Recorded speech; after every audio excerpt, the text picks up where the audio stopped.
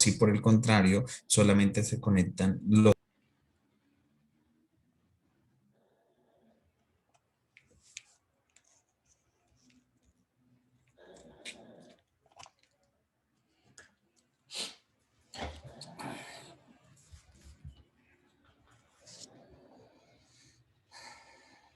Buenas noches, ¿me oye alguien por ahí? Buenas noches, profe. Buenas noches, doctor. Hola, profe, buenas noches. Profe, una pregunta. ¿Sí me escucha, doctor? ¿Verdad que los estoy oyendo muy mal? ¿Ahí me escuchas? ¿Sí? A ver, aló, háblame un poquito. Hola, profe, buenas noches. Hola, ¿cómo vas? Bueno, ok. Profe, una pregunta. Nosotros podemos tomar, pues yo sé que no has explicado pues el tema, pues solamente has dado como un brochazo, por decirlo así. Si podemos tomar causales de divorcio. Sí. ¿Sí? Vale. Voy a tocar ese tema ahorita. Sí, vale. Sí, es el artículo 154, profe. Entonces, gracias. Bueno, bien. Bueno, buenas noches por el tema tan extenso. Buenas noches, doctor. Hola, profe, buenas noches. Buenas noches. Quiero comenzar ya o de una vez, como dicen. ¿No? Entonces, el tema es nulidad del matrimonio civil. Doctor Altamar, buenas noches. Buenas noches, sí. Te habla Ginny Moreno, doctor. Es que quiero solicitarle de pronto un permiso, si por ahí a las 7:30 ya no estoy en clase. Lo que pasa es que tengo que salir para donde el doctor, debido a que tengo COVID, entonces tengo la saturación muy baja. Entonces tengo que irme para el médico. ¿Le dio el COVID? Sí, señor. Ah, caray. Entonces, pues, Lo me toca irme, mucho. pero es ahorita que... Cuídate mucho, ¿no? Tranquila. No hay ningún problema. Gracias, Suerte que doctor.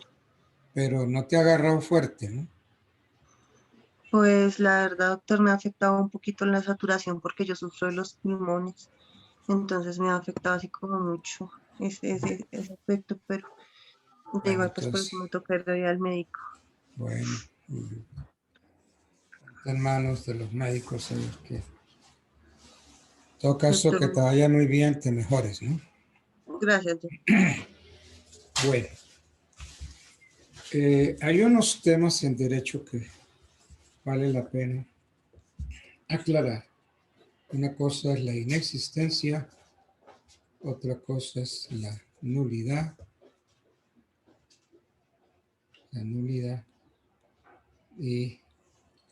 Y otras, pues, la terminación. Bueno, vamos a ir por partes. Nulidad del matrimonio.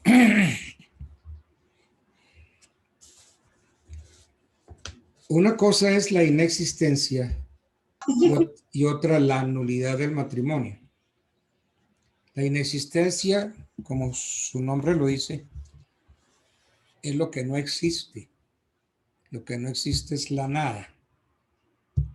Entonces, se ha traído, aunque pues esto ya se ha cambiado un poco, que la inexistencia tiene origen en la falta de diferencia de sexo. ¿Por qué? Porque como el matrimonio es un contrato entre un hombre y una mujer, entonces tiene que celebrarse entre un hombre y una mujer. Pues mañana. No es que para mañana no, chino. Entonces, ¿Cómo así? tiene origen en la diferencia de sexo o por celebrarse el matrimonio ante una persona o un funcionario que no tiene carácter de juez civil municipal o notario público. Cerremos los micrófonos, Walter, porque te estoy oyendo. No sé. Bueno, No sé, pero sí, ya miro. Ya miro acá, tío. la nulidad Por la urgencia te va a cobrar un extra, entonces ya sabes. Ah, espero que no tengo el disco duro. Mira a ver si tiene una cotización ahí. La nulidad es un vicio o un defecto coetáneo a la celebración del acto jurídico. Es la sanción que impone la ley en forma taxativa. Ahorita dejar todo listo, la mancha primera hora. Cerremos, hombre, porque si no, no puedo dictar clase. A las 12. González Cerremos. Gutiérrez, cierre el micrófono. Bueno, Porque ahora que me- gracias. Gracias, muy amable. Entonces, la nulidad es un vicio o un defecto coetáneo a la celebración del acto jurídico. Es la sanción que impone la ley en forma taxativa. En materia de matrimonio, la nulidad es de derecho estricto, es decir, sus causas son taxativas. No pueden aplicarse otras por analogía o por extensión a casos no previstos expresamente por la ley. Entonces, el negocio jurídico pues es esa manifestación de voluntad privada con autonomía para darse sus propias normas. En nuestra legislación, las nulidades en el negocio jurídico se clasifican en absolutas y relativas. Claro, así tomen nota. Las nulidades son absolutas y nulidades relativas. Las nulidades absolutas protegen el interés colectivo. Las relativas cuidan el individual del sujeto de derecho. Las causas de nulidad absolutas deben ser graves y las de nulidad relativa provienen de circunstancias benignas. Las nulidades absolutas son el desacato o incumplimiento de las exigencias para el surgimiento a la vida jurídica de los negocios, de que trata el 1504. ¿Qué dice el 1504? Miremos así rapidito. 1504.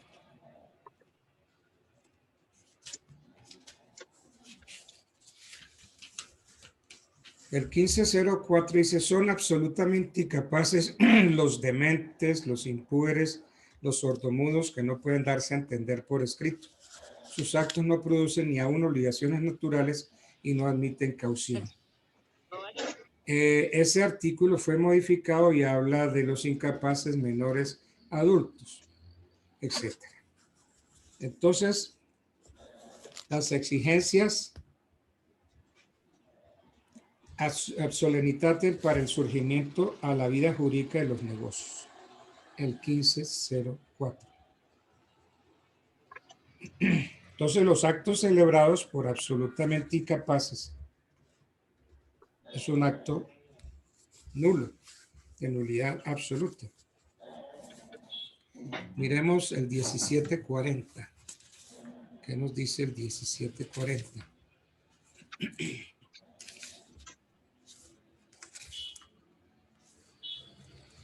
El 1740 dice, es nulo todo acto o contrato a que falta alguno de los requisitos que la ley prescribe para el valor del mismo acto o contrato, según su especie y la calidad o estado de las partes. La nulidad puede ser absoluta o relativa, dice el 1740. Entonces,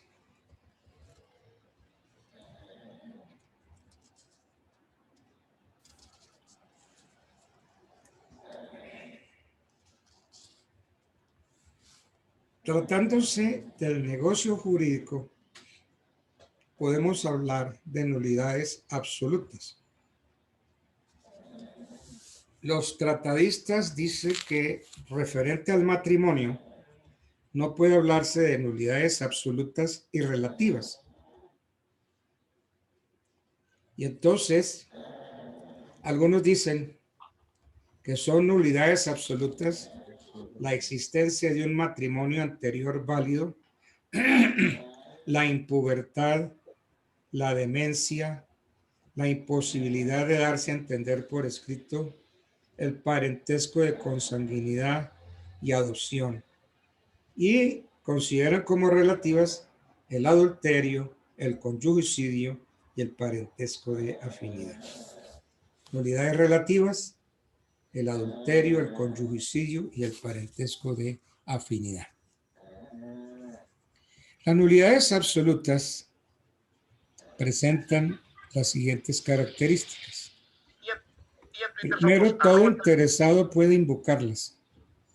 Segundo, no se pueden remediar por confirmación de ninguna clase, es decir, son insubsanables.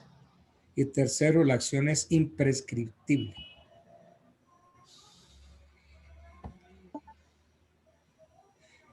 Para el matrimonio civil, cada nulidad absoluta lleva consigo unas reglas especiales, de tal manera que hay nulidad absoluta cuando existe causa ilícita y objeto ilícito, y en los actos celebrados por los absolutamente incapaces. Las nulidades relativas se refieren a todos los vicios del consentimiento que como tales anulan el acto, pero pueden sanearse. Características de las nulidades. Primero, no hay nulidad sin texto. Segunda característica, solo puede alegarse por determinadas personas. Tercera, se sanea si quien tiene derecho a solicitar la nulidad renuncia a ejercer la acción respectiva. Y conforme al Código Civil, la nulidad del matrimonio no produce efecto retroactivo, es decir, el efecto ex tunc, porque solo produce efectos para el futuro, ex nunc. El 140 del Código Civil nos trae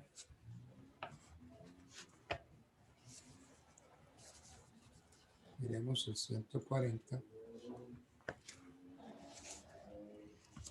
nos trae las nulidades, nos trae las causales de nulidad.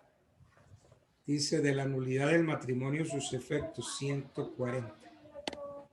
Entonces, las nulidades están expresamente mencionadas en el artículo 140 del Código Civil y en el artículo 13 de la Ley 57 del 87. Fuera de estas causas contempladas, como les dije, en el 140 y en el 13 de la Ley 57, no hay otras que invaliden el matrimonio. Y son cuando ha habido error acerca de las personas, de ambos contrayentes o de uno de ellos, etc. Y entonces el código trae 5, 6 trae 12, 13 y 14. 14 causas de nulidad. De esas hay unas nulidades que son subsanables. ¿Cuáles son las nulidades subsanables? Son las establecidas por el legislador en interés de las personas de los contrayentes. Son susceptibles de saneamiento. La falta de consentimiento, los vicios que la acompañan como el error, la fuerza, el rapto, la impubertad. La falta de consentimiento.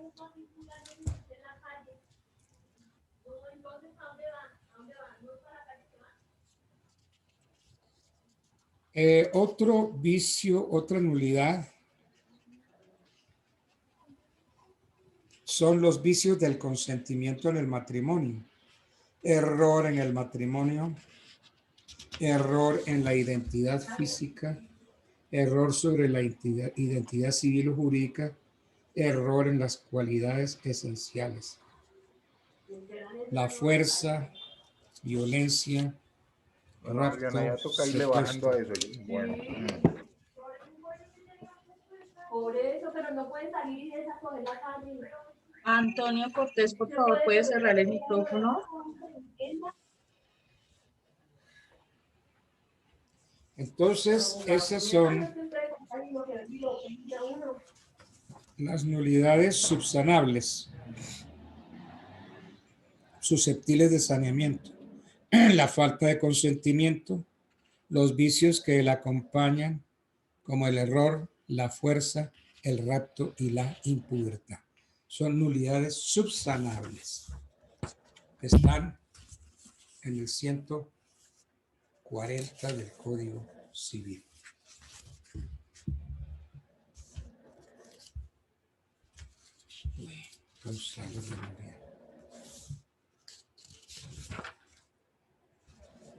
Las nulidades insubsanables son otras. ¿Cuáles son las nulidades insubsanables? Tenemos que decir que su creación obedece a razones de orden público, razón por la cual el juez puede declararlas aún de oficio, declaratoria que produce efectos erga omnes, es decir, para todo el mundo, y no admiten saneamiento por acuerdo de las partes ni por prescripción.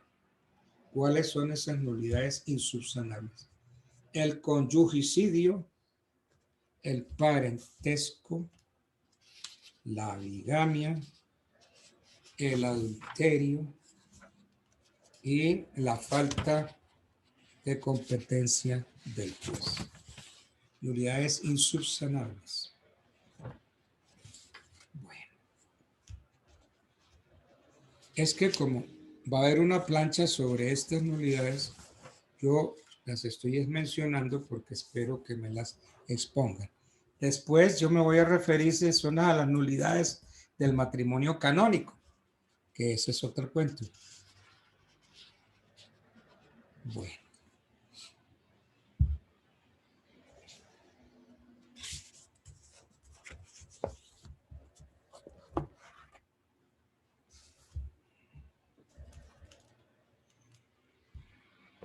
En el matrimonio canónico,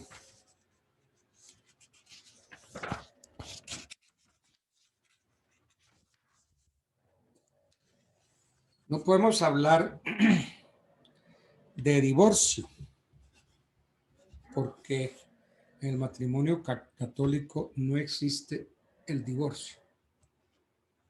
Porque es que el divorcio conlleva la finalización del contrato. Y en materia de derecho canónico, el matrimonio es un contrato. Entonces, si hay contrato es porque hay matrimonio. Entonces, el contrato no lo podemos anular porque el contrato está elevado a la dignidad de sacramento. Entonces, ¿qué hacemos con los matrimonios católicos? Entonces, cuando se habla para los civiles de divorcio, para los católicos hablamos de terminación de los efectos civiles. Aquí tenemos que irnos a la Constitución. El desarrollo de los incisos, voy a buscarlo. Artículo 42 de la Constitución. Si tienen Constitución, busquemos el 42. El desarrollo de los incisos 9, 10, 11, 12 y 13. Repito, incisos 9, 10, 11, 12 y 13 del artículo 42 de la Constitución. Se expidió la Ley 25 del 92, con la cual no solo se facilita el divorcio en los matrimonios civiles, sino que se regula la terminación de los efectos civiles para el matrimonio canónico bajo las mismas causales y solemnidades que rigen para el divorcio del matrimonio civil. En Colombia, la terminación de los efectos civiles del matrimonio canónico puede pedirse por una de las siguientes causales consagradas en el artículo 6º de la Ley 25 del 92, el cual modificó al artículo 158-54 del Código Civil. Ustedes saben que el Código Civil, en su artículo 154, consagra las causales para el divorcio. Busquemos artículo 154 del Código Civil. Divorcio y separación de cuerpos, sus causas. Entonces son causales de divorcio. Entonces estas causales de divorcio es para el matrimonio civil. Y para el matrimonio católico no hablamos de causales de divorcio, sino que hablamos de cesación o terminación de los efectos civiles. Entonces, la terminación de los efectos civiles del matrimonio católico en Colombia puede pedirse por una de las causales consagradas en el artículo 6º de la Ley 25 del 92, artículo que modificó al 154 del Código Civil, pero realmente son las mismas. La modificación. En el 154 dice las relaciones sexuales. En el artículo 6º de la Ley 25 dice las relaciones sexuales extramatrimoniales de uno de los cónyuges, salvo que el demandante las haya consentido, facilitado o perdonado. Como yo voy a tratar es el matrimonio canónico, porque lo demás está en el Código Civil. Entonces, empiezo a hacer el comentario. Las relaciones sexuales extramatrimoniales de uno de los cónyuges, salvo que el demandante las haya consentido, facilitado o perdonado.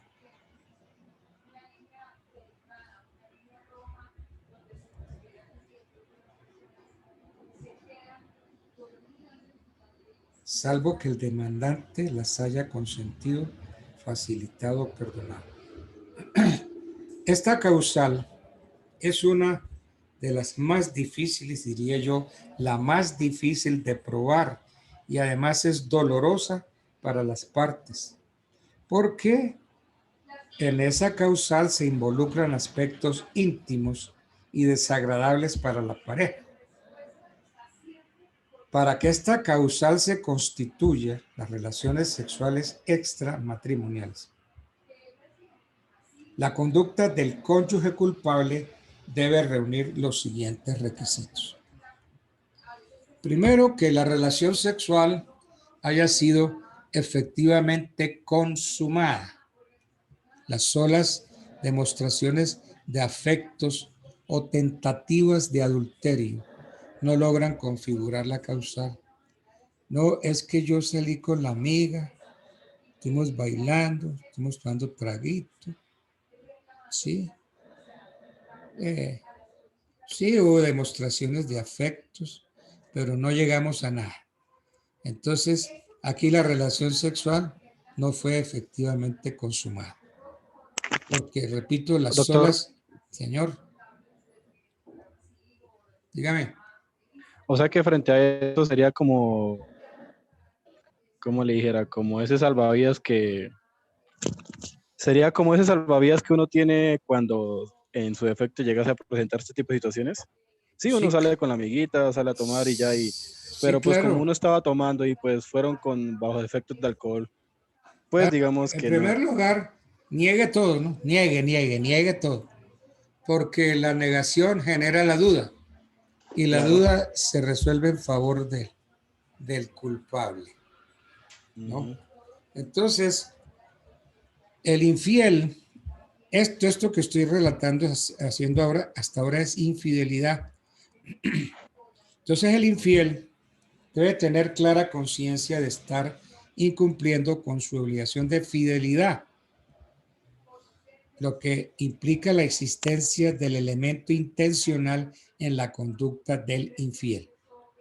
Ahora bien, únicamente el cónyuge inocente es quien está facultado para solicitar la cesación de los efectos civiles del matrimonio católico.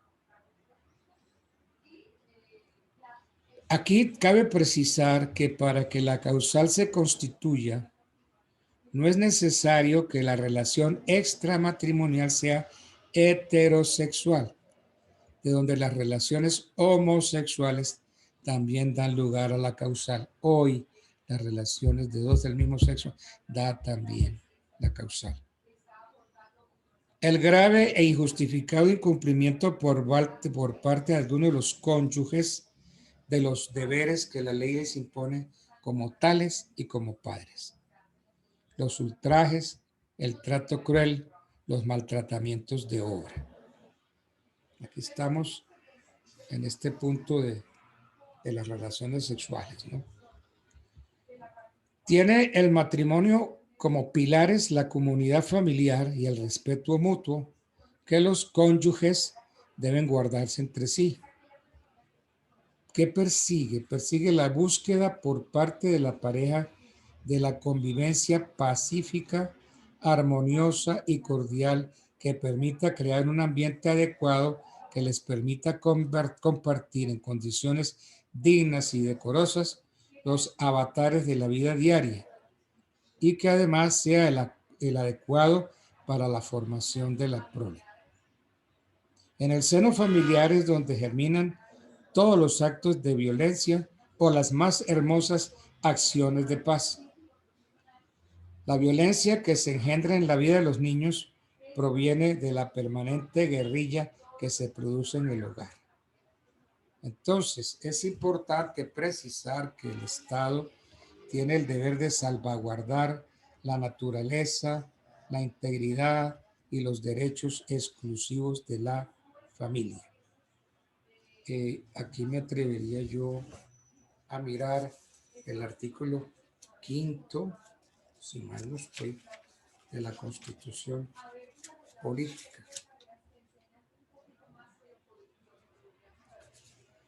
5º de la Constitución.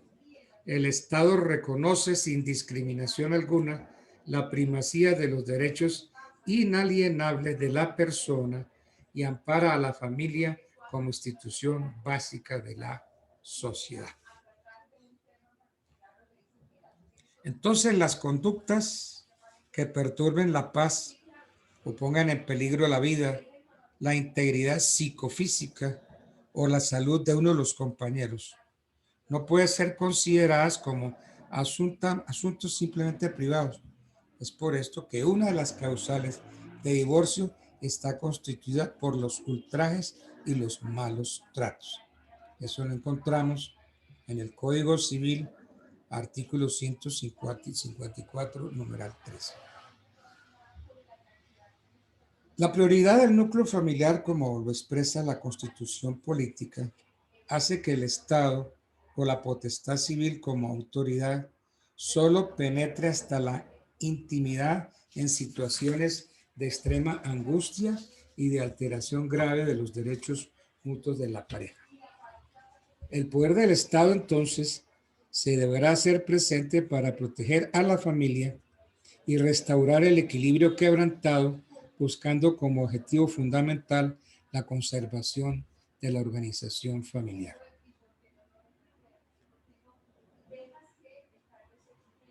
Bueno, ¿qué otras causales hay? Se las menciono porque no vamos a ver todas. La embriaguez habitual de uno de los cónyuges. El uso habitual de sustancias alucinógenas o estupefacientes, salvo prescripción médica. Toda enfermedad, anormalidad grave e incurable, física o psíquica, de uno de los cónyuges que ponga en peligro la salud mental o física del otro cónyuge e imposibilite la comunidad matrimonial. Toda conducta de uno de los cónyuges tendientes a corromper o pervertir al otro, a un descendiente o a personas que estén a su cuidado y convivan bajo el mismo techo. La separación de cuerpo judicial o de hecho que haya perturbado por más de 2 años. El consentimiento de ambos cónyuges manifestado ante juez competente y reconocido por este mediante sentencia. Entonces aquí, en esta causal novena, yo tengo que decir que la gran novedad de la ley 25 del 92 en cuanto al divorcio o a la terminación de los efectos civiles, que es lo que estamos viendo, es la admisión del consentimiento de ambos cónyuges como causal determinante. Se permite entonces que las causales de divorcio se prueben con la sola confesión de uno de los cónyuges. Entonces es por mutuo consentimiento y la prueba es la sola confesión. Para esas causales se ha consagrado un término de caducidad. Si se alegan relaciones sexuales extramatrimoniales o conductas corruptoras o perversas, tenemos 1 año a partir del momento en que el cónyuge tuvo conocimiento de las circunstancias, siempre y cuando no hayan pasado más de 2 años desde cuando ocurrieron los hechos. Eso coincide con el artículo 156 del Código Civil. Cuando se alega el incumplimiento de los deberes de cónyuge o de padre, los ultrajes, el trato cruel o los malos tratos de obra, la embriaguez habitual, el uso habitual de sustancias alucinógenas o estupefacientes, la causal debe invocarse dentro del lapso de 1 año contado a partir del momento en que acaecieron los hechos. Sobre la contabilización de la caducidad, ha precisado la Corte Constitucional que debe tenerse en cuenta no el momento en que se inicia la conducta, sino a partir del momento en que ésta cesa. Por lo tanto, cuando la conducta persiste en el tiempo, no puede alegarse por quien la realiza, que por haber transcurrido el término ya caducó la acción. Actualmente, la cesación de los efectos civiles del matrimonio canónico se tramita en primera instancia por los jueces de familia o promiscuos de familia, y los consensuales se pueden tramitar ante el juez de familia o ante el civil o promiscuo municipal en primera. Entonces, cabe preguntarse, con la ley 25 del año 92 que autoriza la terminación de los efectos civiles del matrimonio canónico, ¿se estará atentando contra la indisolubilidad del matrimonio canónico? Repito la pregunta, con la ley 25 del 92 que autoriza la terminación de los efectos civiles del matrimonio católico, ¿se estará atentando contra la indisolubilidad del matrimonio canónico? No. Exacto, la respuesta es negativa, pues aunque se cesen los efectos, no termina el vínculo, cuyo carácter sacramental es indisoluble, permanece.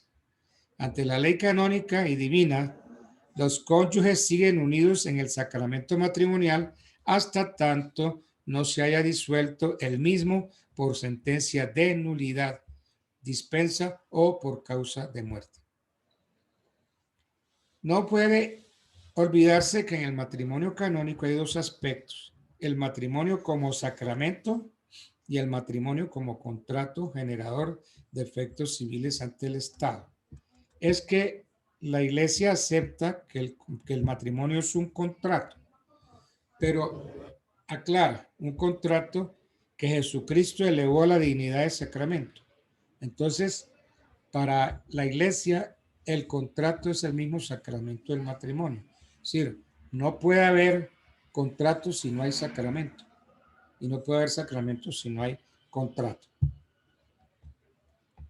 La Corte Constitucional en Colombia le reconoce la indisolubilidad al matrimonio canónico respetando su naturaleza religiosa, pero ha dejado este aspecto en la conciencia de cada individuo, porque frente al Estado, con la cesación de los efectos civiles, se considera disuelto el vínculo legal. ¿Qué dijo la Corte Constitucional sobre este punto? Les voy a leer comillas. Así, aunque el vínculo religioso de los divorciados permanezca en el fuero de la conciencia, la realidad es que ante la ley civil los efectos civiles del vínculo religioso cesan por divorcio. De este modo, el matrimonio canónico no implica que ante la potestad civil los efectos civiles del vínculo sean la indisolubilidad, pues el matrimonio ante el Estado es disoluble de conformidad con los incisos sexto y octavo del artículo 42 de la Constitución.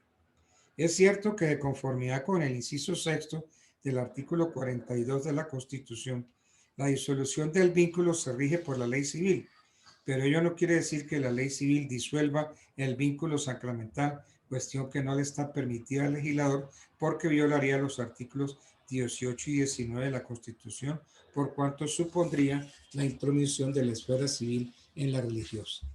La norma constitucional aludida se refiere al efecto civil del vínculo religioso, que es igual en cualquier matrimonio.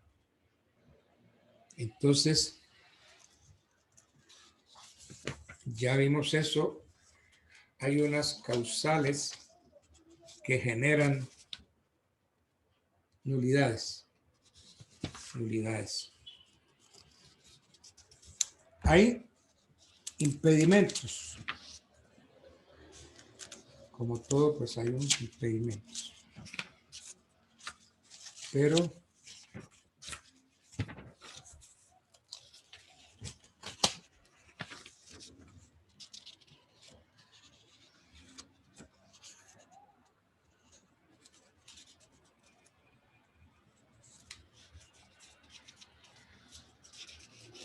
vamos a ver dentro de esas nulidades.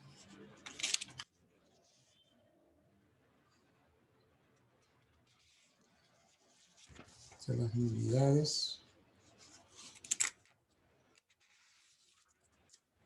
Hay una, la impotencia.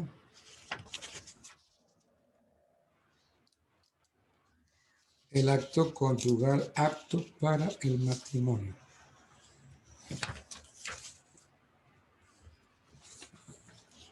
Esta causal es supremamente importante porque se ve con mucha frecuencia. Se habla hoy de la impotencia coendi y la impotencia generandi. La impotencia coendi es la incapacidad para realizar el acto conyugal, es decir, para la cópula. Entonces, la impotencia, para que sea causal invalidante, significa que la impotencia exista o debe existir al momento de la celebración del matrimonio, es decir, antes de emitir el consentimiento matrimonial, la impotencia. Si una vez celebrado el matrimonio sobreviene la impotencia por cualquier causa psíquica o fisiológica, el matrimonio no se afecta en su validez. ¿Sí ven? Eso en la iglesia. Significa que la impotencia debe ser perpetua, que sea perpetua. Significa que la impotencia sufrida por el contrayente no puede desaparecer por el transcurso del tiempo, como la que se origina en la impubertad o mediante la utilización de medios ilícitos que no expongan a quien la padece a peligro de muerte o afectar su salud o que atenten contra su integridad moral. Que sea cierta. En el caso de incertidumbre sobre la existencia o no del impedimento de la impotencia, podrá celebrarse el matrimonio y mientras la duda persista, no se declarará nulo. Por tanto, y en resumen, solamente la impotencia coendi, o sea, la impotencia para tener el acto, la impotencia coendi antecedente, perpetua y cierta, constituye impedimento, no importa si es absoluta o relativa, ya sea que la padezca el hombre o la mujer. Este impedimento es de derecho divino y natural, ya que no permite realizar el fin específico del matrimonio. Desde el punto de vista objetivo, en el caso de la mujer, se considera impotente aquella que carezca de vagina o padezca de estrechez absoluta o relativa, o que sufra de vaginismo, cuando los músculos perineales o vaginales se contraen de manera esporádica, impidiendo la penetración. En el caso del hombre, se considera impotente cuando no lo es posible penetrar y eyacular en la vagina de la mujer de un modo natural y humano. Un aspecto que estuve mirando, el acto conyugal apto para el matrimonio. Para que el acto conyugal sea apto para permitir el matrimonio, es necesario que obedezca a lo que la jurisprudencia canónica denomina cópula conyugal perfecta, la cual consiste en la penetración en forma natural del miembro viril en la vagina de la mujer con derramamiento de verdadero semen dentro de ella. Este concepto ha sido modificado, pues aunque se mantiene la descripción tradicional, la exigencia de verdadero semen generó dificultades de interpretación que finalmente fueron terminadas en el año 1977 con el decreto de la Sagrada Congregación de la Doctrina de la Fe para acabar con la aparente contradicción entre dos dicasterios de la Iglesia que sostenían interpretaciones diferentes. Una innovación del nuevo canon es la introducción del concepto de impotencia coendi en su redacción. La expresión coendi ha sido traducida por la doctrina como similar al acto conyugal, toda vez que esta ha sido la intención del legislador plasmada en el canon 1061 al referirse a la consumación, diciendo que ella ocurre cuando los cónyuges han realizado de modo humano el acto conyugal apto de por sí para engendrar prole al que el matrimonio se ordena por su misma naturaleza y mediante el cual los cónyuges se hacen una sola carne. Es decir, se encierran el concepto de consumación, lo que constituye el sentido del acto conyugal, el cual, si no reúne estas características, se genera el impedimento de la impotencia.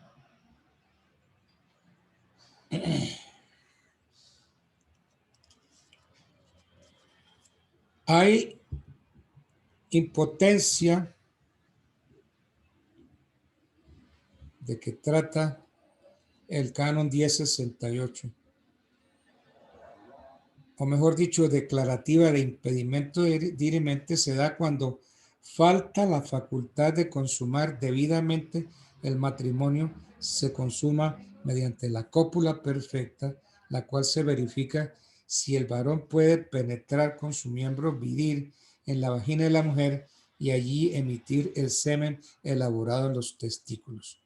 Por lo cual, de parte de la mujer, que es el elemento pasivo o receptivo de la cópula, se da la impotencia si el varón, por algún defecto u obstáculo de parte de la mujer, no puede penetrar en el correspondiente vaso femenino, cuya imposibilidad de penetración excluye también cualquier inseminación dentro del vaso.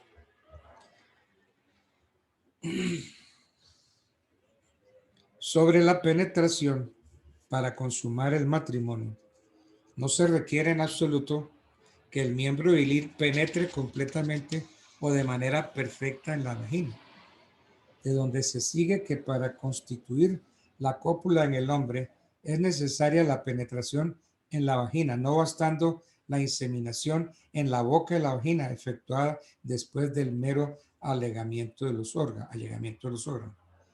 Por consiguiente, el criterio decisivo para resolver si una determinada forma de coito es natural o no no resulta de si, según de cierto modo empleado, los espermatozoides por sus fuerzas naturales pueden operar la fecundación de los óvulos, pues esto en el hombre puede verificarse incluso mediante la mera cópula positiva, con la consiguiente inseminación en la boca y la vagina, así como también en la fecundación artificial, puesto que los espermatozoides introducidos artificialmente en el organismo de la mujer tienden por sus fuerzas naturales hacia el óvulo.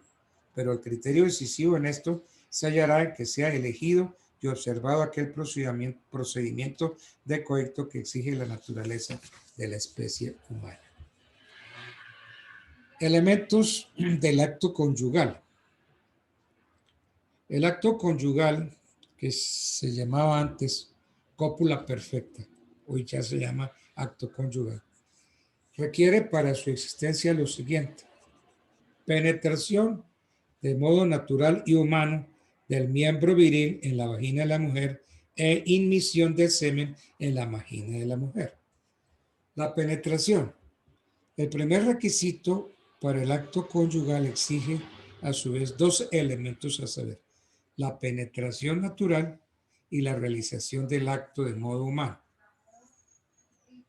La penetración natural exige en el varón la existencia del miembro viril con capacidad de erección y en la mujer la existencia normal de la vagina con capacidad de recepción, y que tal penetración se haga con la mera capacidad fisiológica del individuo, pues si se utiliza algún medio artificial para ello, habrá impotencia y por consiguiente inconsumación.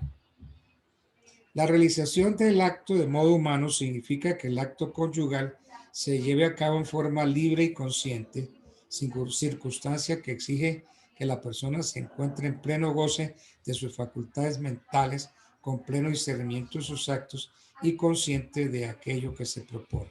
Esto hace que en los eventos en que se realice el acto conyugal mediante la utilización de sustancias que coloquen al individuo en estado de enajenación o alucinación, o cuando se utiliza la fuerza o intimidación, no hay acto humano y por ende no existe acto conyugal ni habrá consumación. La inmisión en la vagina. Para que haya un acto conyugal suficiente, es decir, una cópula perfecta, para la doctrina tradicional es necesario que, producida la introducción en la vagina, se efectúe la inmisión del semen dentro de ella. Por tanto, si el varón sufre de eyaculación precoz o de cualquier deformidad que impida la inmisión del semen dentro de la vagina, será impotente. Al respecto, la jurisprudencia es clara en tal exigencia. Hay algo que se habla en las sentencias del tribunal eclesiástico. Hablan de existencia de verdadero semen. A mí me llamó la atención eso. ¿Qué es esto? El matrimonio es un contrato que por su naturaleza busca la perpetuación del hombre, es decir, su procreación. Tal concepción llevó a la Iglesia y a la jurisprudencia canónica a exigir que para que hubiera verdadera potencia en el sujeto era necesario que eyaculara verdadero semen. La discusión se originó ante la celebración del contrato matrimonial por los eunucos, los cuales, si bien podían realizar una penetración normal, no producían verdadero semen. El Papa Sixto V, en el año 1587, para resolver las dudas, dijo que los matrimonios celebrados por aquellas personas eran nulos por falta de verdadero semen. La anterior concepción hizo carrera en la jurisprudencia y fueron muchos los matrimonios que se declararon nulos por falta de producción de verdadero semen, o sea, el que se produce en los testículos. En varias oportunidades, la Rota Romana se pronunció sobre la falta de verdadero semen como indicador de la impotencia. Entonces, esta es una de las causales para la impotencia. ¿Cómo se clasifica la impotencia? Que es lo que yo quería llegar con Andy generando. Doctrinariamente se suele hacer una clasificación de la impotencia y así lo ha tenido en cuenta la regulación del canon, tanto en el Código de 1917 como en el nuevo Código de Derecho Canónico. En tal sentido, se habla de las siguientes clases de impotencia: coendi, generandi, antecedente, subsiguiente, temporal, perpetua, absoluta, cierta, dudosa, orgánica y funcional. Sí, repitamos las clases de impotencias que hay: coendi, generandi, antecedente, subsiguiente, temporal, perpetua, absoluta, relativa, cierta, dudosa, orgánica y funcional.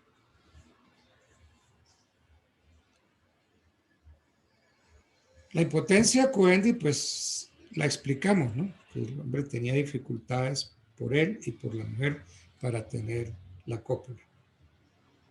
Esa es la impotencia coendi. La impotencia generandi se presenta cuando, no obstante haber capacidad en los sujetos para realizar el acto conyugal, de él no deviene la generación de la prole.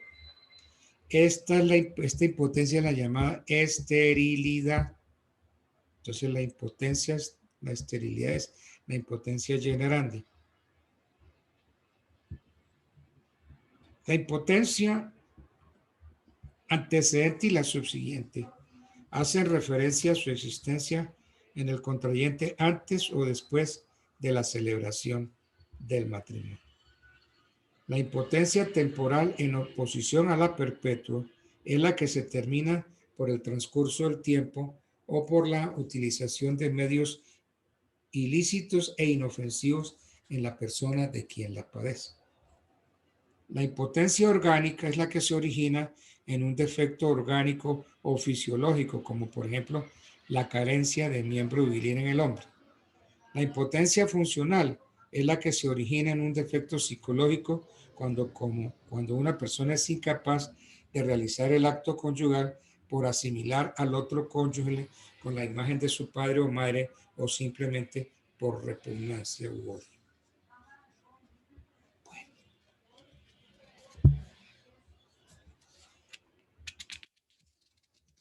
La esterilidad, pues, es una causal de nulidad.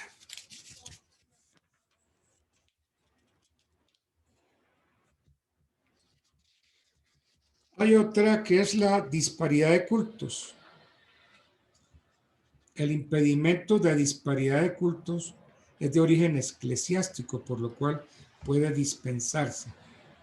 En sus orígenes estaba dirigido a impedir el matrimonio de los católicos con los paganos. El canon 1086 dice que este impedimento hace inválido el matrimonio de dos personas, una de las cuales fue bautizada en la Iglesia Católica o recibida en su seno y no se ha apartado de ella por un acto formal. Y la otra es la que no es bautizada. Como se trata de un impedimento dispensable, la norma establece que previamente se debe obtener la promesa de la parte católica de que hará todo lo necesario para que la prole se bautice y eduque conforme a la fe católica y que evitará todo cuanto le fuere posible apartarse de su fe, y además se ordene que instruya al no católico sobre la promesa que hace el otro cónyuge y sobre los fines y propiedades esenciales del matrimonio, aspectos estos que no pueden ser excluidos por ninguno de los dos. Es la que me la hizo ahorita, pues. Yo no sabía que ella se venía. Mira, ¿y cómo?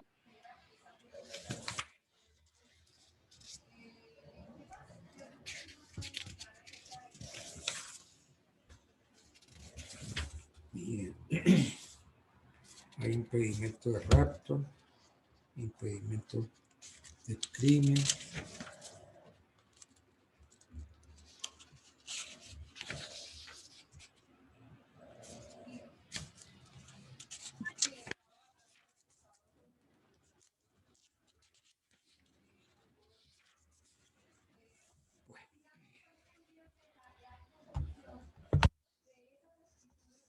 hay un tema que quiero tratar a continuación, que es el consentimiento y el matrimonio. Porque es que sin consentimiento pues no hay matrimonio. El consentimiento es el elemento esencial, indispensable, sine qua non para que haya matrimonio. Como el matrimonio es un contrato, como tal requiere del consentimiento para que exista. Nace por ese querer interno manifestado exteriormente. Siendo el matrimonio canónico un contrato, porque así lo acepta la Iglesia, que fue elevado al sacramento. Entonces, siendo el matrimonio canónico un contrato y por lo mismo sacramento, debe tener todos los elementos para que sea válido. Es por esta razón que no podríamos imaginarlo sin consentimiento. Pero el consentimiento matrimonial no es simplemente un elemento del acto volitivo, contrato. Es el matrimonio mismo.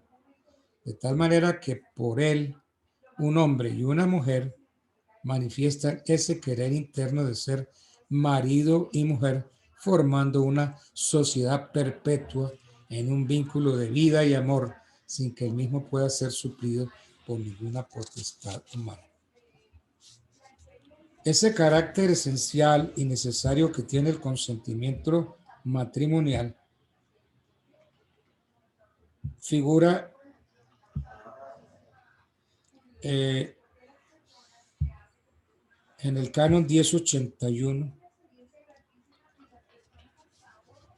que dice o significa que el matrimonio lo produce el consentimiento entre personas hábiles según derecho legítimamente manifestado, consentimiento que por ninguna potestad humana puede suplirse, noción que es rectificada por el Código de Derecho Canónico de 1983 en el Cano 1057, con una redacción nueva, pero con el mismo contenido.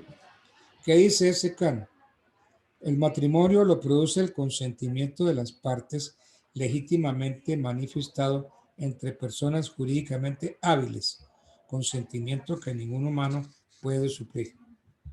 Este ha sido siempre un principio universal. Por ello los romanos decían que el matrimonio estaba constituido por el consentimiento y no por la cohabitación. Miren qué punto tan importante los romanos. El matrimonio, decían los romanos, estaba constituido por el consentimiento y no por la cohabitación. No obstante, este principio que se encuentra en una sentencia de Ulpiano. Ulpiano, ¿qué dijo? Matrimonium facit consensus non concubitus. Esa expresión no tenía el contenido que hoy se le otorga, pues como el matrimonio clásico se basaba en la affectio maritalis, el consentimiento matrimonial debía existir cada día, pues cuando cesaba se producía la disolución del matrimonio. En cambio, hoy el consentimiento solamente se requiere inicialmente para el surgimiento válido del matrimonio y no se disuelve por desaparecer esa voluntad matrimonial. Dentro de las causales de nulidad del matrimonio, los defectos del consentimiento son la piedra angular sobre la que reposa la gran mayoría de matrimonios nulos, pues el matrimonio lo produce el consentimiento de las partes, sin que poder lo pueda suplir, sin que ningún poder lo pueda suplir. Y para que ese matrimonio sea válido, el consentimiento debe reunir los requisitos de pureza exigidos por la ley para ese acto de voluntad.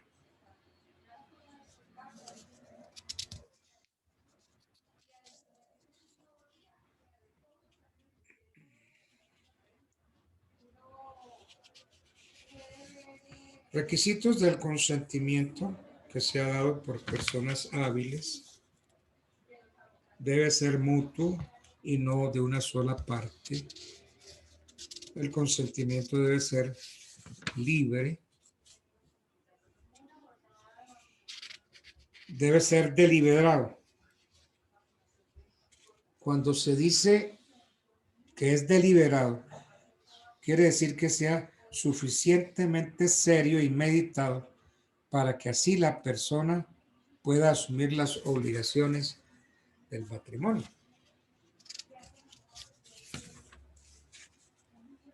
Y que a esa deliberación se llegue libremente sin vicios que afecten la voluntad. El matrimonio es un acto de carácter indisoluble, del cual emanan serias obligaciones, y por eso mientras más graves sean las obligaciones, más exigente debe ser la ley sobre la elaboración del consentimiento. Debe ser ponderado. ¿Qué es esto? La característica de deliberado del consentimiento conlleva que el mismo sea ponderado, es decir, que el sujeto dotado de una completa capacidad crítica, estimativa y valorativa incline su voluntad hacia el matrimonio en forma consciente. Es como si dijéramos que el sujeto ha sopesado todas las consecuencias de su acto y no obstante ha decidido asumir sus obligaciones. En la persona que produce el acto de voluntad que origina el consentimiento, no solo se requiere el uso de razón por el cual se da cuenta o es consciente de lo que hace, sino la discreción de juicio por la cual el sujeto tiene la madurez personal, la madurez de juicio suficiente, la capacidad crítica y estimativa sobre la que hace su consentimiento.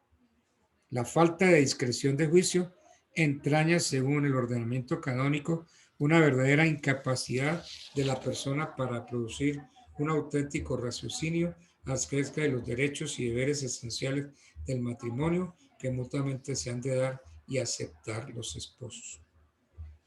Hoy hay una causal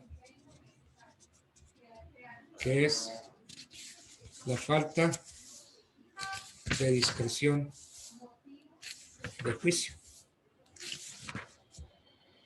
Yo estuve por acá mirando este fin de semana la falta de discreción de juicio.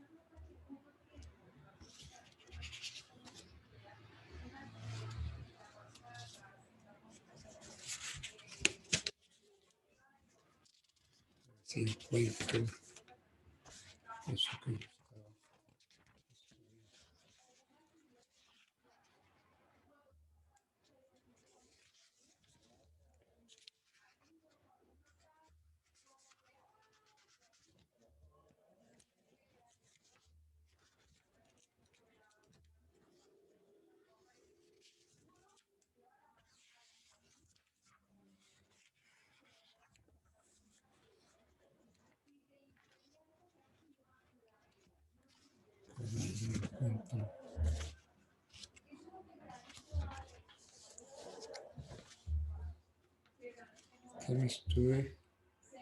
Estoy leyendo como 10 libros.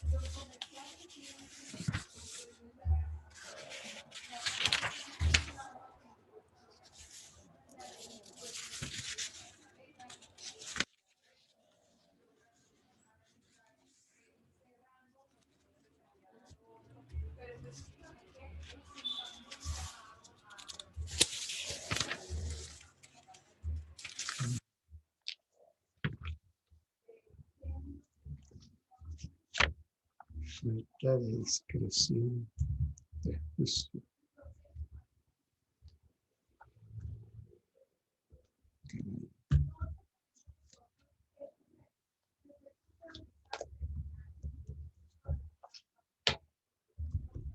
Se lo encuentro.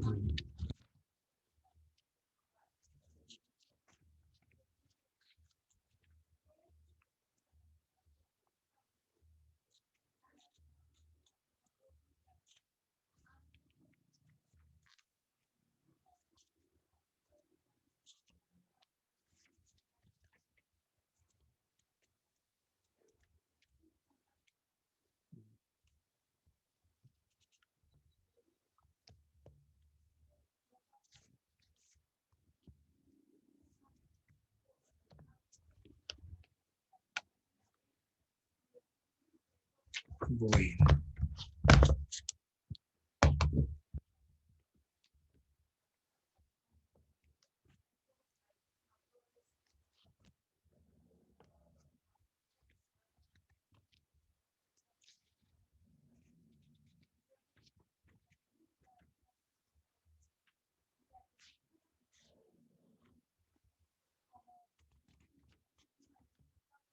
En el proceso de nulidad del matrimonio,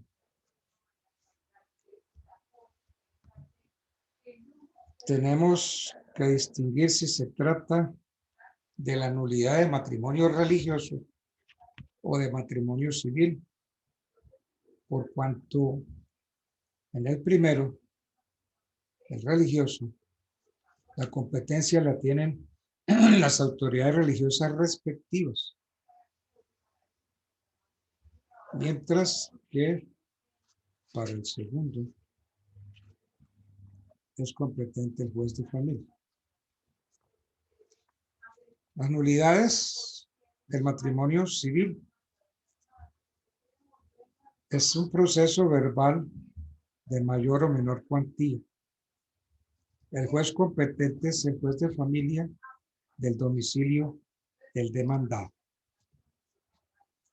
Y las nulidades del matrimonio religioso o sacramental son lo que ya he dicho varias veces, la cesación de los efectos civiles. Si se trata del matrimonio religioso, el Estado reconoce la competencia propia de las autoridades religiosas para decidir mediante sentencias de acuerdo con sus cánones y reglas relativas a la nulidad de los matrimonios, producir sentencias religiosas. Entonces,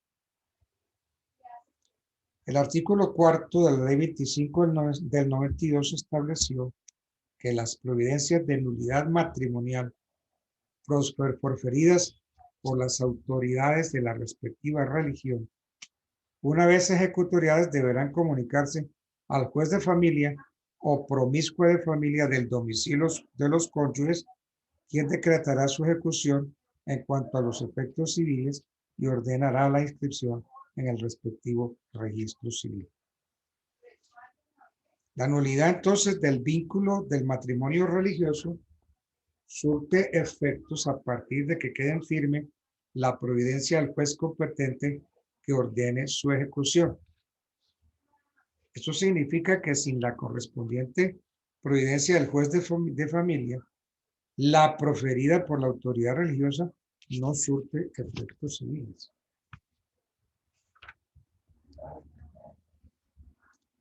Bueno.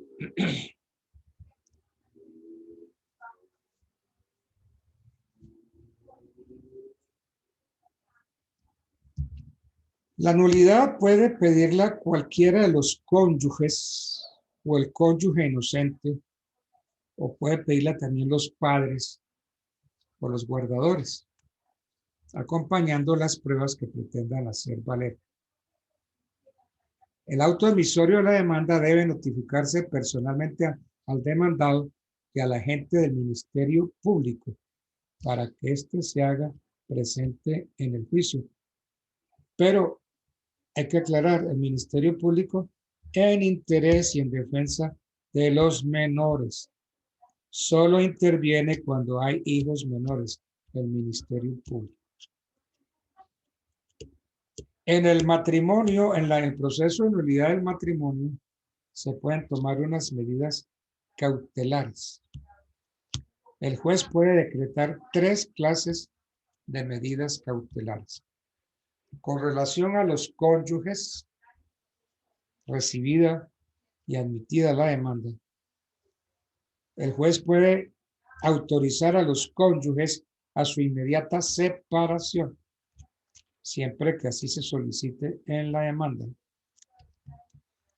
Eso en relación con los cónyuges. En relación con los hijos, el juez puede ordenar el depósito o tenencia provisional de los hijos en cabeza de alguno de los mismos padres o en su defecto de algún tercero, siempre buscando la defensa de la salud física y mental. En relación con los bienes, a solicitud de cualquiera de las partes, puede el juez ordenar el embargo y secuestro de los bienes objeto de gananciales que estuvieran en manos del otro cónyuge. Si los bienes de que se trata están sujetos a registro, el secuestro se efectuará una vez inscrito el embargo y ha llegado al certificado de propiedad dentro de un periodo no menor de 20 años. La sentencia, ¿qué debe contener la sentencia? La sentencia que declare la nulidad de un matrimonio en su parte resolutiva debe contener varias cosas. En cuanto al fundamento de la demanda, analizado y fundamentado el hecho objeto de la demanda, el juez debe declarar la nulidad del matrimonio. Entonces, tiene que hacer lo siguiente. Fijación de la cuota de gastos. Para atender a los gastos de educación, crianza y establecimiento de los hijos comunes, si los hubo, teniendo en cuenta la capacidad económica de cada cónyuge si está demostrada, o por iguales partes sin perjuicio de que ellos posteriormente pidan su regulación por medio de incidente, y se debe dejar en claro a quién debe hacerse el pago de la cuota alimentaria. En cuanto a la sociedad conyugal, en la sentencia se declara disuelta la sociedad conyugal, salvo en el caso de que la nulidad haya sido declarada con fundamento en el numeral 12 del artículo 140 del Código Civil, en cuyo caso no se forma sociedad conyugal, pero así debe declararse. Miremos a ver qué dice el 140 del Código Civil, numeral 12.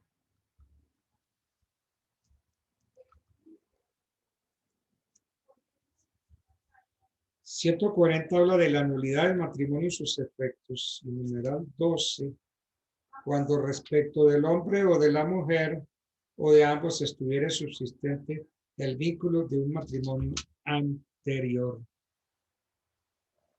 Entonces, hay que declarar disuelta la sociedad conyugal, salvo en el caso de que la nulidad haya sido declarada con fundamento en el numeral 12 del artículo 140 que leímos ahorita, en cuyo caso no se forma sociedad conyugal, pero así debe declararse. En cuanto al pago de los perjuicios, si así se solicita en la demanda, debe condenarse al cónyuge de mala fe al pago de los perjuicios que se tasen en favor del demandante, suma que debe ser cancelada 6 días después de ejecutoriada la sentencia. Informe al Ministerio Público.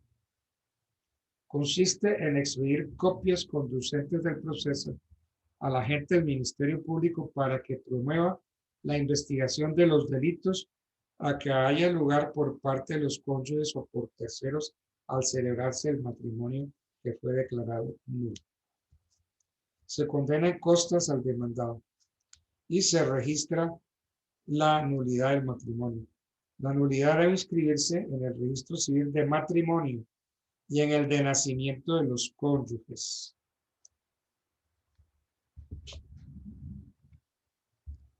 La declaratoria de nulidad trae unos efectos. En materia de matrimonio, la nulidad es de derecho estricto, es decir, que sus causas son taxativas y no pueden aplicarse por analogía o por extensión a casos no previstos expresamente por la ley. La nulidad del matrimonio no produce efecto retroactivo, es decir, ex tunc. La nulidad del matrimonio no produce efecto retroactivo o ex tunc. Sus efectos se producen solo para el futuro, ex nunc. Esta particularidad consiste o constituye una excepción al principio del efecto retroactivo de la nulidad establecida en el artículo 1746, excepción que se aplica por ser el matrimonio un contrato de tracto sucesivo. Veremos a ver qué dice el artículo 1746 del Código Civil.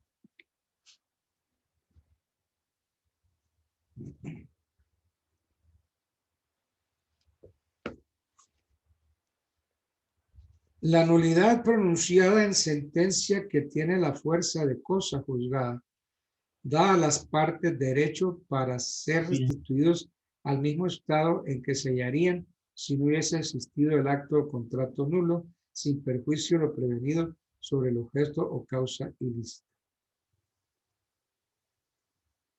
Aquí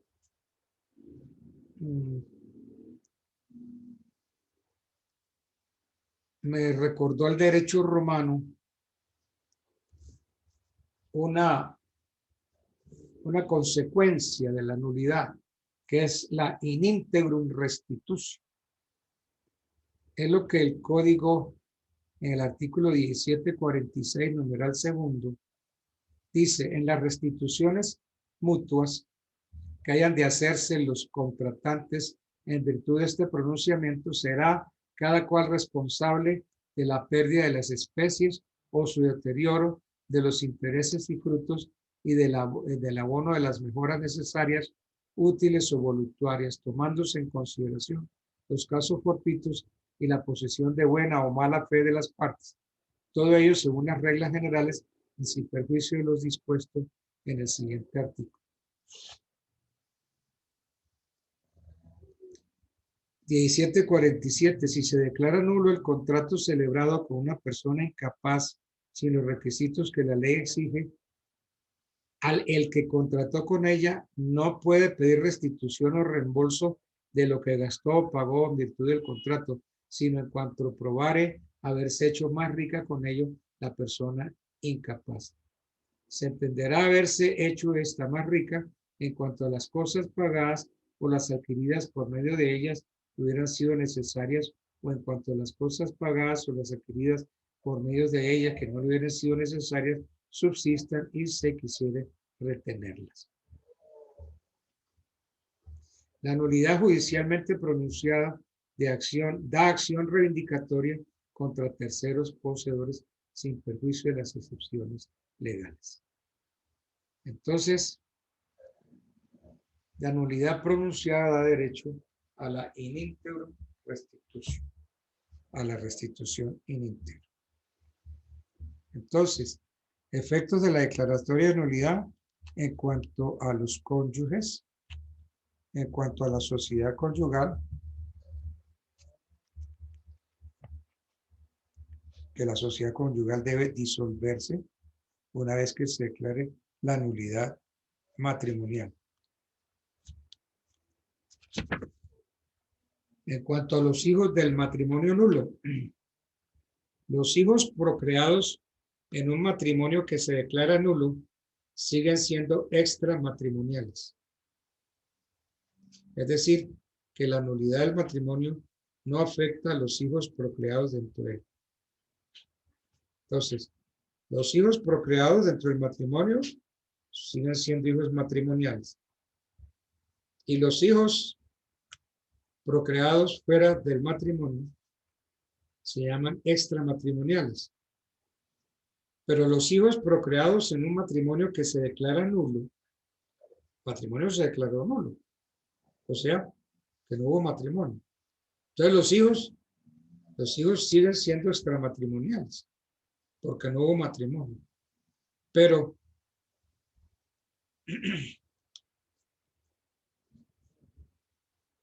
se habla de extramatrimoniales y aclaremos que mucho abogado, mucho tratadista habla de los hijos legítimos extramatrimoniales. Porque es que, ¿cuál es el hijo legítimo y cuál es el hijo ilegítimo? Es el hijo extramatrimonial. Entonces, si para el tiempo de la concepción la mujer estaba casada, el hijo o los hijos son matrimoniales, son legítimos. Si para el momento de la concepción la madre no estaba casada, los hijos son extramatrimoniales o ilegítimos. También hay unos efectos en cuanto a la patria potestad y alimentos. La patria potestad de los hijos del matrimonio declarado nulo corresponde al cónyuge inocente. La patria potestad de los hijos del matrimonio declarado nulo corresponde al cónyuge inocente.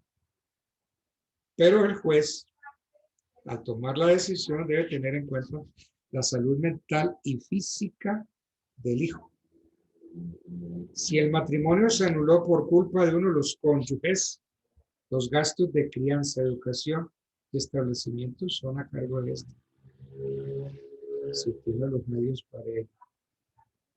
Y si no, del que los tenga o de ambos. Los alimentos.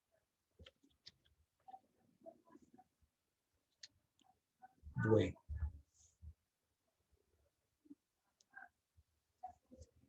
¿Cuáles son realmente la cesación de los efectos civiles del matrimonio? Esto es una cosa que uno lee por todas partes, cesación de los efectos civiles del matrimonio. Que el matrimonio católico no tiene divorcio. El matrimonio católico lo que tiene es cesación de los efectos civiles. Pero, ¿qué es esto de cesación de los efectos civiles?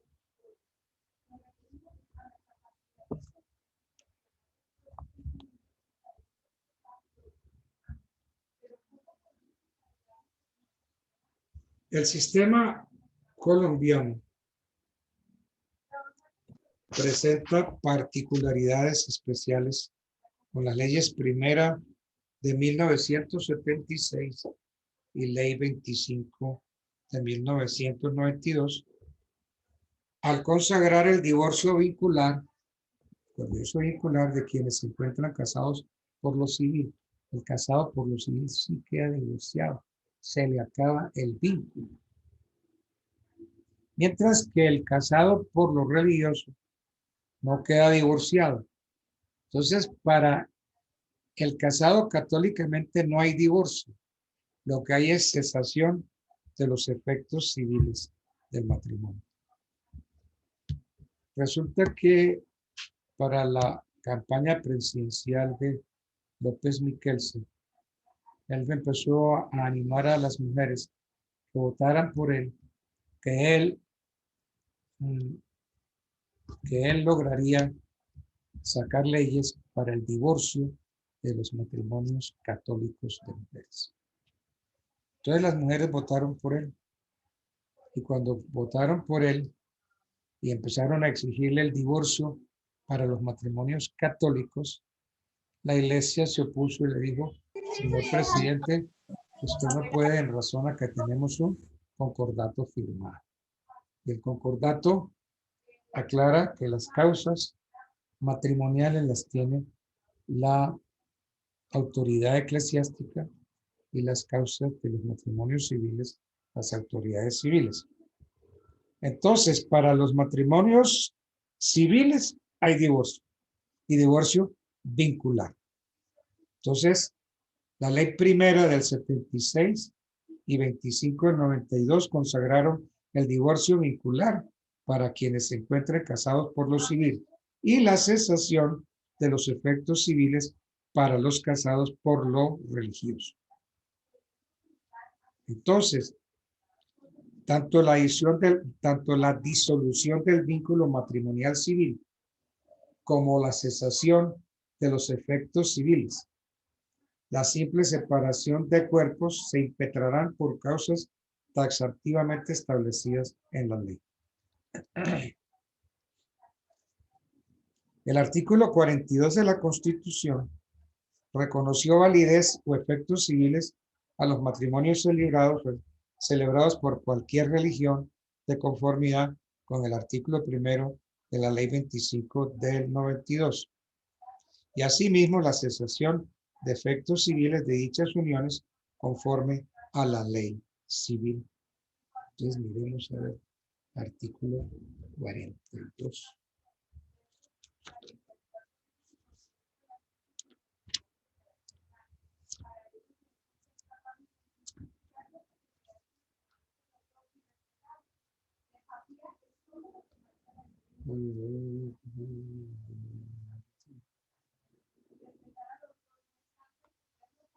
Los matrimonios religiosos tendrán efectos civiles en los términos que establezca la ley. Los efectos civiles de todo matrimonio cesarán por divorcio con arreglo a la ley.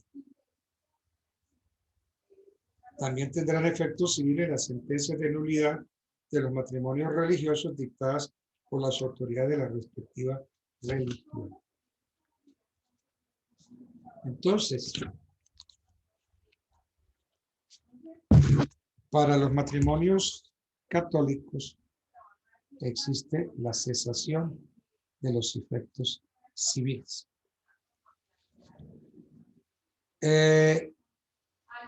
¿Cuál es esa cesación? Cuando se cambia el estado de soltero a casado. Ese es un cambio, un efecto. Cuando tiene que ver con la filiación legítima. Es decir, los hijos concebidos en el matrimonio. Los hijos del matrimonio.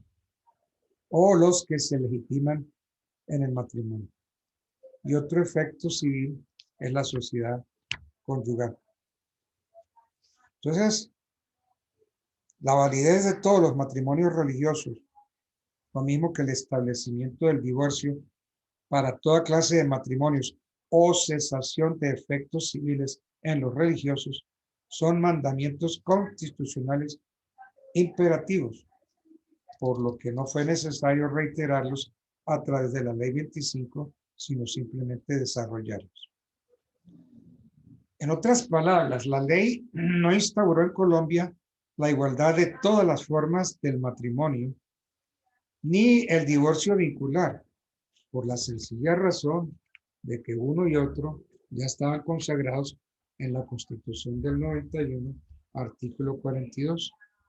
Entonces, lo que hizo la ley 25 fue reglamentarlo mediante el procedimiento civil. La nueva ley del divorcio no hizo cosa distinta que obedecer un mandamiento imperativo al obligatorio de la Constitución del 91, por cuanto, como han dicho muchos autores, es una ley meramente procedimental que no tiene otro objeto que decir cuál es la autoridad competente, cuál su procedimiento y cuáles las causales de divorcio vincular y de cesación de los efectos civiles de los matrimonios religiosos. Entonces, la ley 25 dispone que el juez, el procedimiento y las causas de divorcio sean las mismas para el matrimonio religioso. Eso es una cosa muy clarita. La ley 25 dispone que el juez, el procedimiento y las causales de divorcio sean las mismas para el matrimonio religioso que para el matrimonio civil. ¿Okay?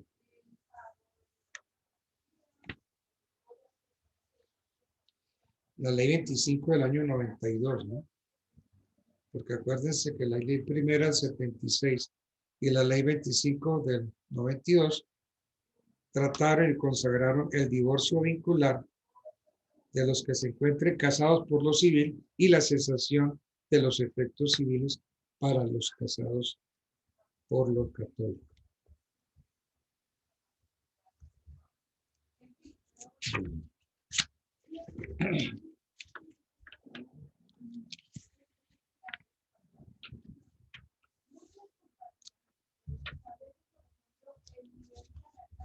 Miremos cuáles son las características de estas dos nuevas leyes que tratan sobre el divorcio.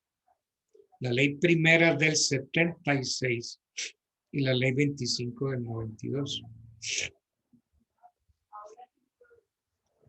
La ley primera del 76, denominada como la nueva ley del divorcio en Colombia y de la separación de cuerpos, y cuya vigencia comenzó el 18 de febrero del 76, tiene otras, entre otras, las siguientes características.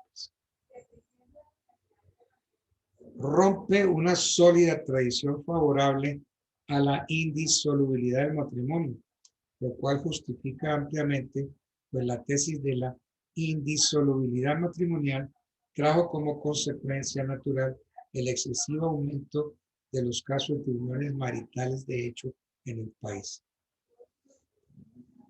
En efecto, todos los matrimonios mal avenidos daban lugar en la mayoría de los casos a una separación de hecho, y los cónyuges separados no tenían generalmente otro remedio sino el establecimiento de una unión no autorizada por la ley. La expedición de esta ley, la ley primera del 76, fue posible en virtud del nuevo concordato de 1887, porque es que antes, de acuerdo con la ley 54 del 26, había que hacer, llamada esa ley 54, perdón, no sé si es del 26 o del 24, uno de esos 2 años, creo que es el 24. Esa ley se llamaba la ley Conchi. Entonces, la expedición de esta ley 54 del 24 fue posible en virtud del nuevo concordato, salvo la apostasía, porque los casados por lo católico solo podíamos casarnos civilmente si hacíamos apostasía de la religión.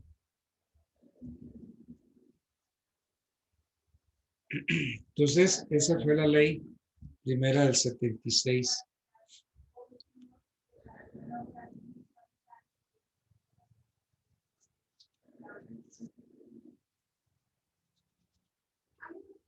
Esa ley primera del 76 solo se aplicaba a los matrimonios civiles, mas no a los católicos.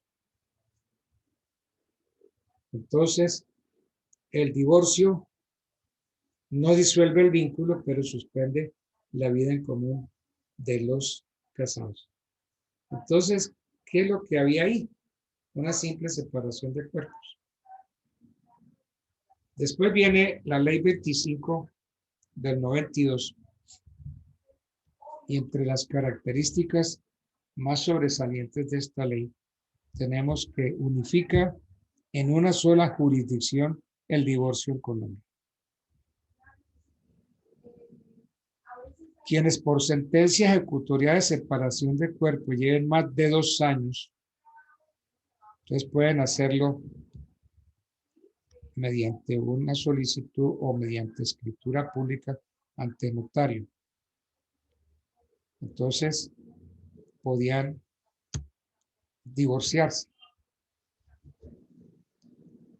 Entonces, esta ley 25/92 unifica ante la jurisdicción de familia la separación legal de cuerpos de matrimonios civiles o de matrimonios religiosos.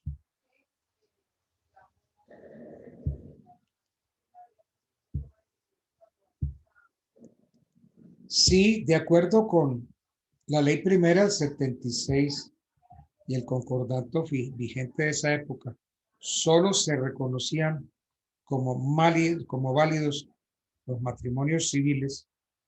Hoy son válidos, además del civil, todos los matrimonios religiosos celebrados de conformidad a las reglas o cánones de cada religión, reconocida en Colombia como lo establece el artículo 1 de la ley 25 del 92.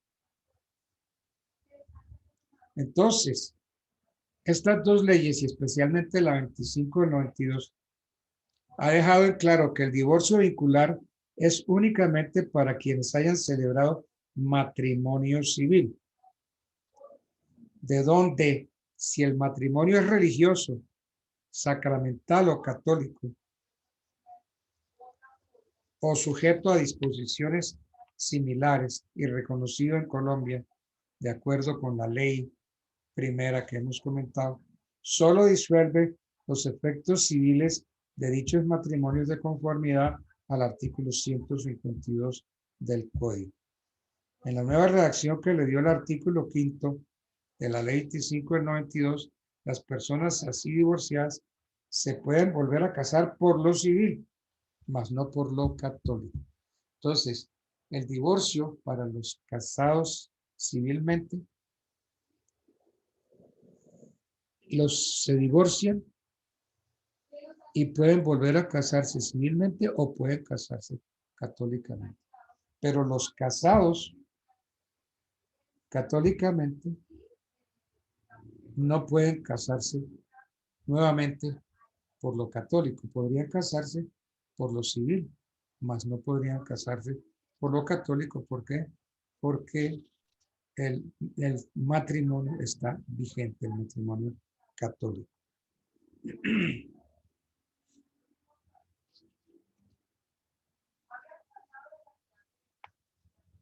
Hay una reserva de 20 años en los procesos contenciosos de divorcio y separación de cuerpos.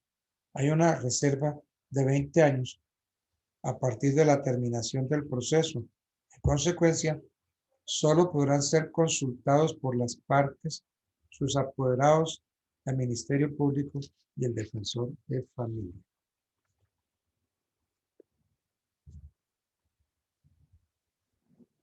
Entonces, el 154 trae causales de divorcio. Causales de divorcio. Que a mi juicio, la más importante es el mutuo consentimiento.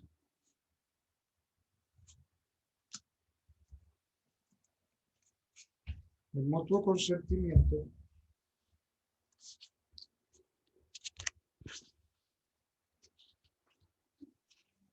que es la causal novena, si mal no estoy.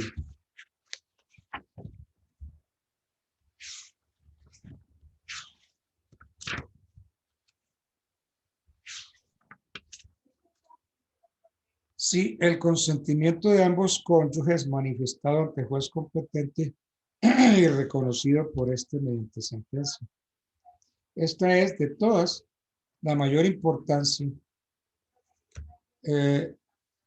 porque no tienen que entrar a demostrarle al otro ninguna causal, es decir, embriaguez habitual, maltratamiento de obra, etc.